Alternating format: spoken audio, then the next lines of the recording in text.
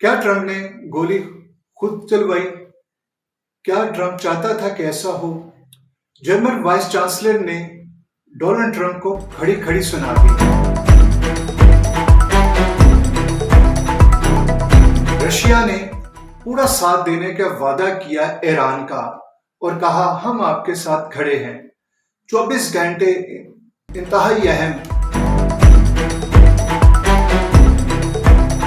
चीन की दोबारा से एंट्री और अब बदलेगा मुल्क का न सिर्फ इंटरनेशनल सियासत का और मशीयत का नक्शा।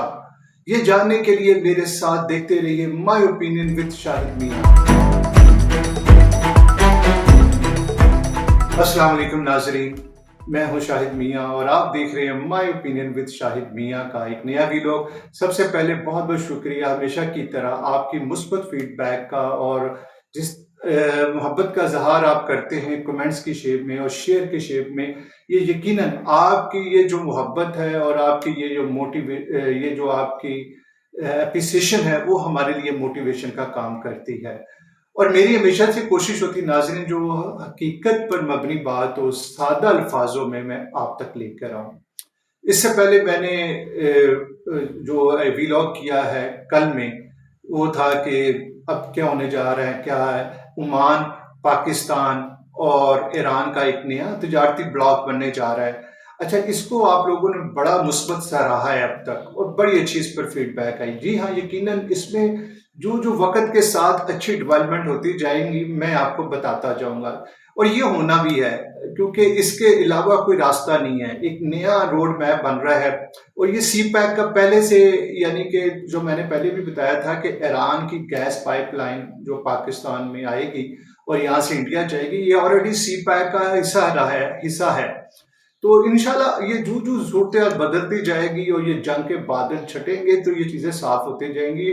और मेरे वीलॉग्स को आप सेव करके रखा करें और देखा करें कि कहाँ तक जो मैंने बातें की थी या जो मेरी इंफॉर्मेशन है या जो मेरी तहकीक है वो कितनी की सच साबित हुई है।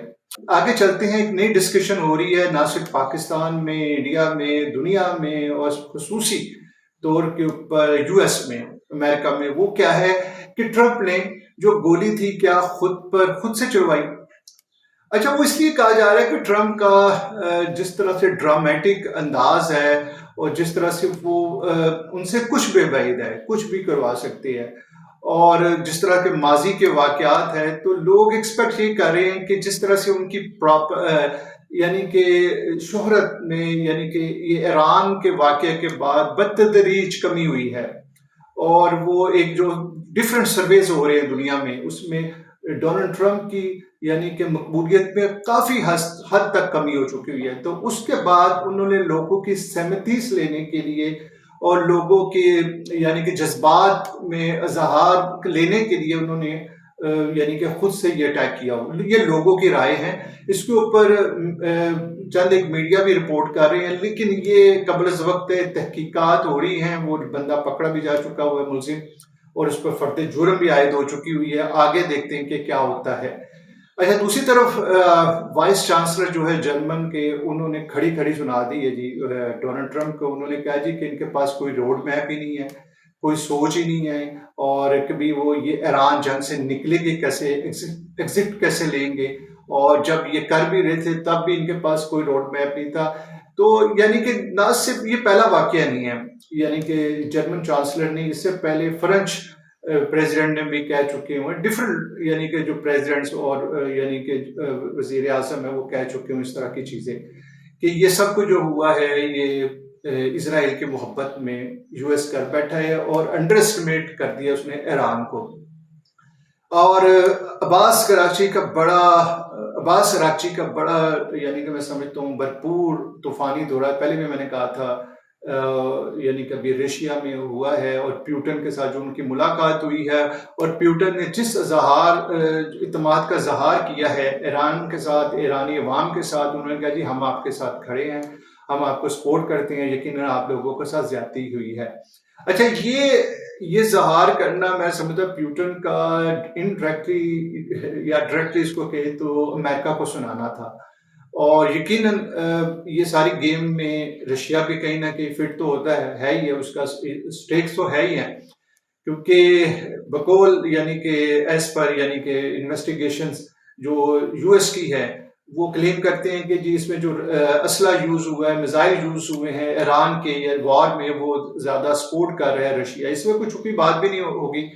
اور لیکن میں سمجھتا ہوں جس حساب سے چیزیں چل رہی ہے، 24 گھنٹے میں نے کل بھی کہا تھا، 48 گھنٹے کہا تھا، 24 گھنٹے رہ گئے ہیں، آلموسٹ بڑے اہم ہیں، کیونکہ یعنی کہ لاسٹ معلومات تک یعنی کہ جو ڈونلڈ ٹرمپ ہے، جو ایران کی طرف سے ڈراپ دیا گیا تھا، اس نے دیکھا بھی ہے، وہاں پہ ڈسکشن بھی چل رہی ہے، کچھ چیزیں لے دو کے معاہدے کے اوپر ہے، کچھ دینا ہے کچھ لینا اس کے اوپر، اور یہ یعنی کہ امید ہے کہ ایک دن میں یہ مسئلہ حل ہو جائے گا۔ آگے ملک کے جس طرح سے حالات بدل رہے اس میں کیا ہونے جائے گا یا کیا ہو سکتا ہے، یہ کوئی بھی ایکسپیکٹ نہیں کر سکتا۔